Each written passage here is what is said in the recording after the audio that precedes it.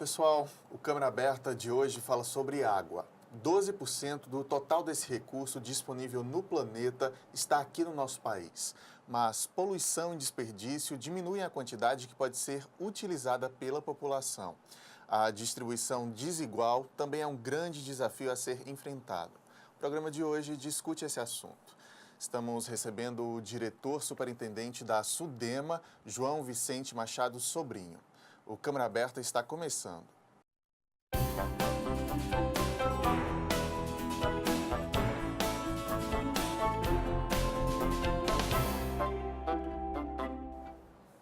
Você de casa que nos acompanha, seja muito bem-vindo ao nosso Câmara Aberta. Superintendente também, muito bom tê-lo aqui hoje, seja bem-vindo.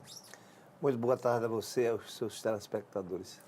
Deixa eu começar pedindo para o senhor explicar para a gente o que é a SUDEMA e qual a função da SUDEMA, para que a gente possa entender como a água acaba também sendo um dos focos e uma das atenções. A SUDEMA é um órgão criado pelo Estado da Paraíba para prover a gestão do meio ambiente e, consequentemente, dos recursos hídricos, da fauna, da flora, da vegetação, dos animais, dos rios, dos mares, dos lagos e dos açudes. Acaba atuando aí em conjunto, em parceria com secretarias que são específicas para cada função? Hoje nós estamos todos, nós que trabalhamos com o meio ambiente e água, estamos todos vinculados a uma única secretaria, que é a Secretaria de Recursos Hídricos. Anteriormente, a AESA e a SUDEMA já eram vinculadas. A vinculação da CAGEPA aconteceu agora depois, porque a AESA produz, controla e gere a água bruta, a CAGEPA recebe, industrializa e distribui a água tratada, e a SUDEMA cuida do meio ambiente, de onde essa água provém, da renascença de onde ela nasce. Essa união, então, estarem ali sempre perto, é fundamental, então, para fazer acontecer o trabalho correto. Nós temos hoje esses três órgãos, uma sintonia perfeita, obedecendo à recomendação expressa do governador Ricardo Coutinho, que no dizer dele o Estado é único. Principalmente quando se trata de água, quando se trata de meio ambiente, não há como dissociar a ação da CAGEPA, da ação da AESA, da ação da SUDEMA. Vamos falar da água. A gente pode se considerar privilegiados, o brasileiro pode se considerar privilegiado em ter 12%, né, como eu falei na abertura do programa, do total desse recurso que existe no planeta está aqui no nosso país. Mas estamos cuidando bem dessa água? Em primeiro lugar, eu gostaria de falar da distribuição. Enquanto a região norte detém a grande maioria desse volume, a população da região norte é desse tamanho. Quer dizer, para a região norte, ela é abundantíssima. A má distribuição desta água no espaço territorial brasileiro é que é o problema. Por exemplo, nós que estamos no semiárido, quase que totalmente no semiárido, temos carência de água, enquanto nesse momento, paradoxalmente, a Amazônia está às voltas com a cheia dos rios, do Rio Madeira, do Rio Amazonas, do Solimões e outros rios. É bom para o Brasil, é um privilégio ter esse cabedal importantíssimo, que é um recurso natural que está se tornando cada dia mais escasso, mas essa distribuição é que é o problema. Por isso é que é preciso ações de engenharia, projetos de engenharia que possam transportar águas de uma bacia para outra, como acontece atualmente com a questão da integração da bacia do São Francisco com as bacias do Nordeste Setentrional, e acontece dentro do próprio estado da Paraíba, com a transposição da bacia do Paraíba até o Barra de Camaratuba, atravessando 3 ou 4 bacias. O senhor vê, então, que isso é uma das soluções, essa necessidade de deslocar a água, digamos assim. É tão polêmico essa história da transposição, a gente acompanha há tantos anos, né? Mas o senhor vê como uma solução. Eu participei desse processo, como cidadão, desse processo da integração do São Francisco desde o início. Quando havia a existência de grupos industriais e grupos de sojicultores da Bahia que eram contrários, e havia o clamor da região setentrional do Nordeste pela vinda desta água. A água não vai ser uma água de um uso permanente, ela vai nos assegurar uma garantia. A garantia de que, ao término do ano e ao início do outro, nós não poderemos ficar olhando apenas para o nascente, procurando a chuva. Nós precisamos utilizar a água que nós temos, sim, e ter a garantia de que se ela exaurir, nós temos uma torneira para abrir e encher os nossos reservatórios.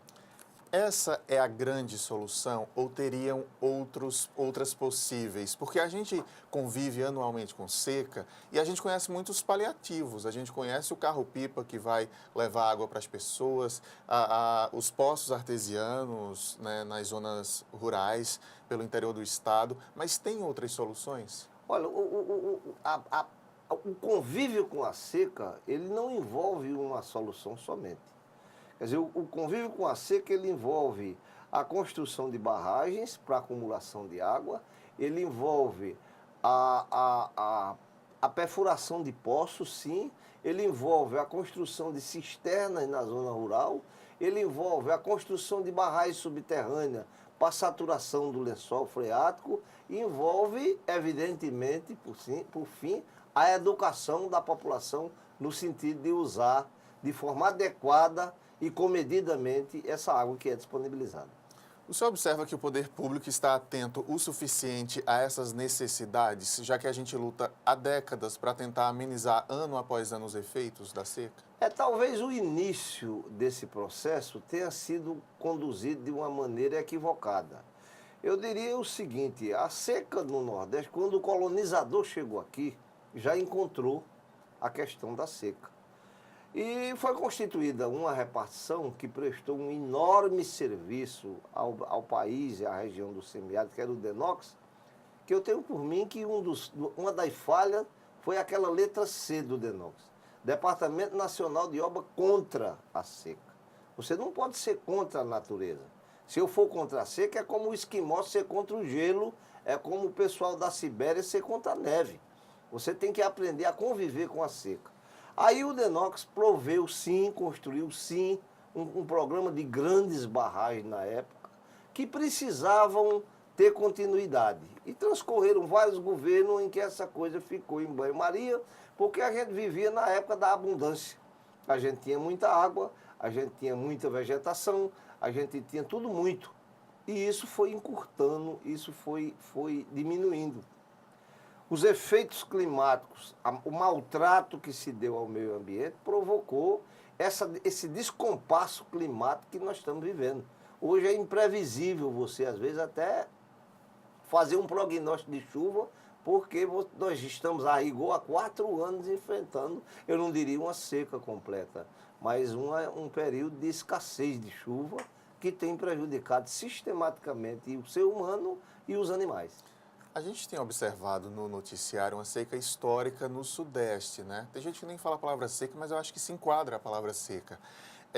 Como é que a gente justifica? E temos culpa nisso? A nossa falta de educação ambiental tem culpa nisso? Sem dúvida nenhuma. Quem conhece São Paulo sabe que a cidade de São Paulo é cortada por 3 rios. O Tietê, o Tamanduateí e o Pinheiros. Esses 3 rios, ao longo do tempo, foram muitíssimo maltratados. Neles foi jogado tudo. Jogado sofá, jogado colchão, jogado veículo e sem uso, jogado esgoto industrial e doméstico. Agora, São Paulo precisou do Tietê e não teve. A natureza é assim. Ela não se queixa, ela se vinga. No momento que você maltrata a natureza, espere que a sua resposta virá e virá de uma forma dura. Então eu acho que houve, além disso, uma falta de planejamento em São Paulo. Os governantes, os últimos governos de São Paulo não levaram a sério a questão e deixaram que uma situação de emergência surgisse. Porque escasseou a chuva, não é que ela deixou de existir. Para você ter uma ideia, aquele sistema Cantareira é retirado dele 34 metros cúbicos por segundo. A vazão mínima que virá do São Francisco para todo o Nordeste é de 26 metros cúbicos por segundo. Veja, 8 metros cúbicos por segundo a mais. O rio estava suprindo, quando houve a seca, o rio continuou a escorrer, continuou sim, ele fornecia 4 metros cúbicos, mas São Paulo precisava retirar 34. E usando a água perdulariamente, nesse gasto desmedido que a gente viu depois da emergência, todo mundo correndo a comprar uma caixa, todo mundo correndo a acumular, a zelar, a utilizar a água servida e outras providências que deveriam ter sido tomadas antes. Como é que se reage a essa situação, de maneira que no curto espaço de tempo, ou médio espaço de tempo, não sei, consiga se resolver, consiga se conviver melhor com essa situação? Olha, a natureza não se corrige a natureza em curto espaço de tempo. É aí onde eu digo que faltou planejamento. Era preciso ter havido uma intervenção anterior, uma intervenção no sentido de conter as perdas, porque o sistema de São Paulo produz hoje em torno, toda São Paulo, que tem o Alto Tietê, tem o sistema Cantareira e tem o sistema da represa do Guarapiranga. Isso tudo totaliza em torno de 80 metros cúbicos por segundo. Dessa água, São Paulo perde 40%, ou seja, 32 metros cúbicos por segundo é perdido fisicamente. Isso precisa ser controlado. Essas perdas físicas de água, não só é a perda física, por exemplo, você passa na rua, vê um cidadão ou uma senhora varrendo a calçada com um jato d'água de uma mangueira. Isso é absurdo. Isso não é concebível no tempo de hoje. A forma de irrigar, não é possível mais nos dias de hoje você conceder outorga para irrigação por inundação. Aquela irrigação que você inunda a várzea onde está plantada. Hoje em dia você tem que ter um instrumental melhor, mais econômico, para que você possa utilizar racionalmente e melhor a água. Na reação das pessoas, na tentativa, né, a gente observando no noticiário, por exemplo, eu vou citar um exemplo aqui, foi distribuído até pelo poder público uma determinada peça, não sei o nome, de se colocar na encanação, na torneira, que ela reduz um pouco a quantidade de água que acaba saindo ali quando a gente abre a torneira. Fico eu raciocinando quando vejo isso, o porquê que isso já foi feito por todo mundo antes, já que sai um pouquinho de água ali. Quer dizer, a gente, no fundo, não tem dado a devida atenção que deveria existir? Eu acho o seguinte, o que você fala, esses dispositivos que você fala, chama-se um controlador de vazão. Já que você não pode controlar a pessoa que abre a torneira ou para lavar roupa, você vai impor um consumo diário. Eu vou construir um dispositivo que só vai lhe dar por dia tantos litros de água, mesmo que ele passe o dia todo aberto. Quer dizer, você vai ter aquela quantia. É uma saída para o descontrole. A outra é o que a CAGEP utiliza, é o medidor. Se você usa perdulariamente, você vai ser penalizado financeiramente com uma conta mais alta. Se você gasta inadequadamente, se você usa inadequadamente a água, você vai ter que pagar por isso, porque você está sacrificando o restante da população. Infelizmente, em muitos casos, tem que pesar no bolso para as pessoas entenderem, né? Às vezes a educação parece não funcionar. Dizem que o ponto mais vulnerável do homem não é a cabeça, é o bolso.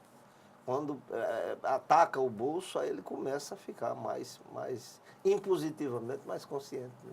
Superintendente, vamos fazer uma pausa rápida aqui para o intervalo. Na sequência, a gente continua essa conversa, esse debate sobre a água no nosso país. Até já.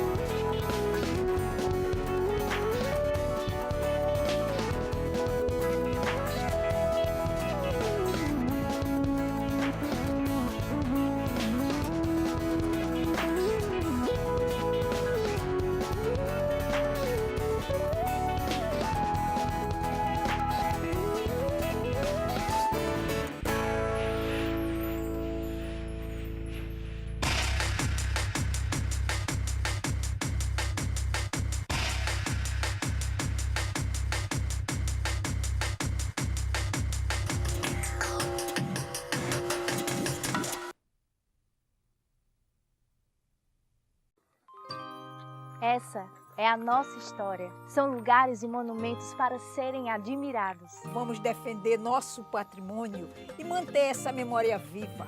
Essa é a nossa cidade. São praias e espaços verdes para curtir a natureza. Com a Câmara Municipal, vamos cuidar e preservar nossas belas paisagens. Se João Pessoa é o seu lugar, junte-se a nós. E vamos espalhar cuidados por aí. João Pessoa é o nosso lugar e a gente cuida.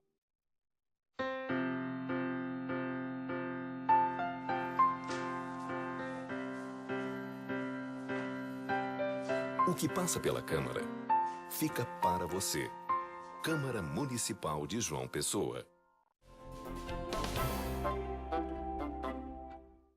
Câmara Aberta está de volta, hoje discutindo a situação da água no nosso país. Nosso convidado é o diretor superintendente da SUDEMA, João Vicente Machado Sobrinho. Doutor João, eu estava raciocinando aqui no intervalo, dando uma olhada aqui em alguns tópicos que eu tinha separado. A gente tem, Brasil afora, o problema da ocupação nas margens de rios, de represas, que aí tem o impacto do desmatamento, tem o impacto da poluição. Aqui na Paraíba há registros a esse respeito e há controle disso? A Paraíba não foge à regra. Nós temos uma parte do estado que está encravada na Mata Atlântica, antiga mata chamada Zona da Mata, que hoje é a Zona da Cana, a Zona da Monocultura. Então, isso aqui já foi uma floresta atlântica e nós temos algumas manchas que atestam isso. A Mata do Buraquinho é um exemplo disso, é a maior floresta urbana nativa do Brasil. Algumas pessoas imaginam que é a Floresta da Tijuca, no Rio de Janeiro. Não é. Apesar da área ser maior, a Floresta da Tijuca já foi um grande cafezal. E ali foi replantada a mata. Essa daqui é nativa. Ela nasceu e está. Nós estamos tentando preservar, inclusive a missão da SUDEMA, preservá-la da forma mais adequada para um legado da posteridade. Agora, você tocava num assunto importantíssimo, que é a questão da cobertura vegetal do solo. Nós temos nascentes de rio. Essas nascentes precisam ter cobertura vegetal. Nós temos rios que escoam. Esses rios precisam ter as matas ciliares preservadas, da mesma forma que os nossos cílios protegem os nossos olhos. Esse nome de mata ciliar é a propósito e tem alguma coisa a ver com isso. Então, se a mata falta, se existe uma falta de cobertura vegetal, existe um escoamento superficial mais intenso que não permite a infiltração no solo da água advinda da chuva, e isso vai fazer falta no lençol freático, fazer falta nos rios e fazer falta nos lagos.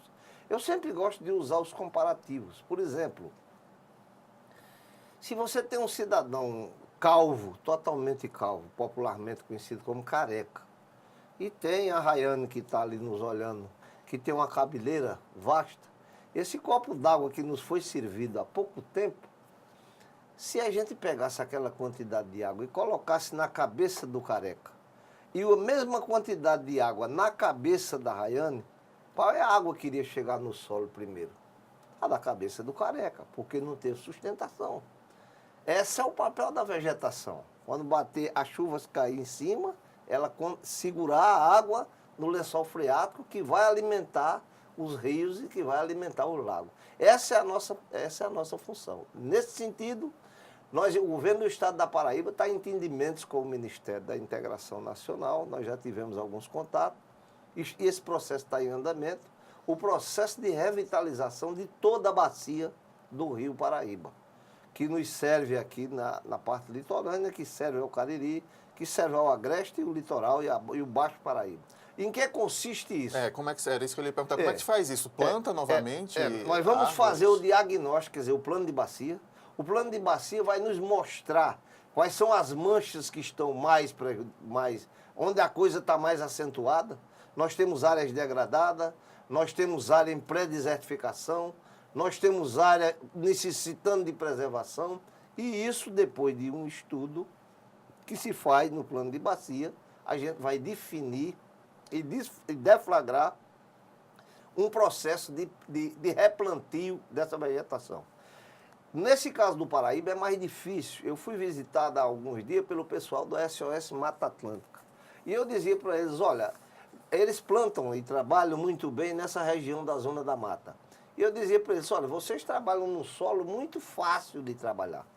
Para que a gente vá fazer a recomposição vegetal da região do Agreste, que aqui nós chamamos de Cariri e Curimataú, é preciso que nós fabriquemos o solo. O que é fabricar o solo?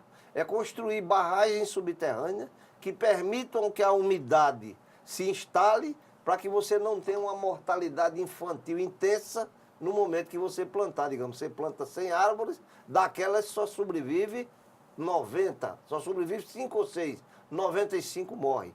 Para evitar essa mortalidade infantil, para que a árvore cresça e tenha raízes próprias para poder fazer a autossustentação, é como uma criança.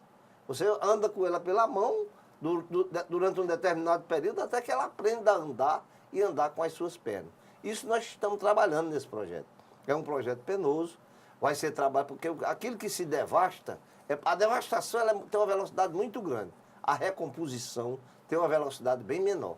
Se você adquire um prédio como este aqui da Câmara, para demolir, você demole ele dentro de 3 dias. Se você for construir novamente, vão demorar pelo menos um ano ou 1 ano e meio. Quer dizer, isso é um descompasso que existe, mas nós vamos, o governador Ricardo Coutinho está determinado, já nos recomendou que nós fizéssemos essa parceria para que a gente possa trabalhar. Além disso, a ambientalista Paula Fracineto, conhecida, já foi vereadora com assento nessa casa, está trabalhando na questão da mata ciliar do Rio Paraíba, que é uma faceta. Nós precisamos trabalhar na bacia como um todo. Eu vou voltar para a questão do papel da população nisso. Claro que o poder público tem suas obrigações, sua função, mas nós também temos as nossas.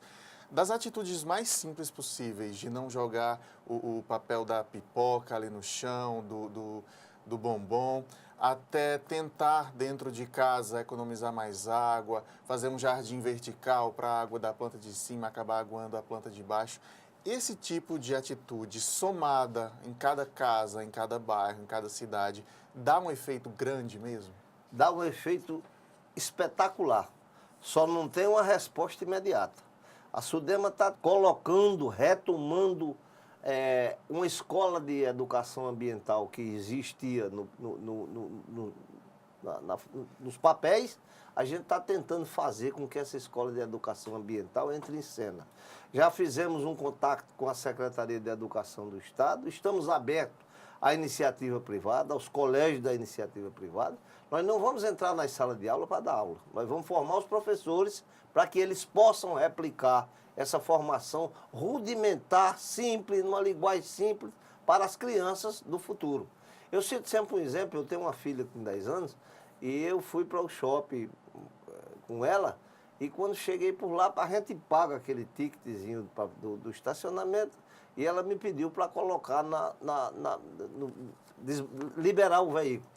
Aí eu digo, olha, tenha cuidado, você vai no banco de trás. Ela chegou e colocou e segurou o papel na mão. E eu provoquei. Digo, olha, você não vai jogar o papel fora não, se for não. Por quê? Se a natureza morre.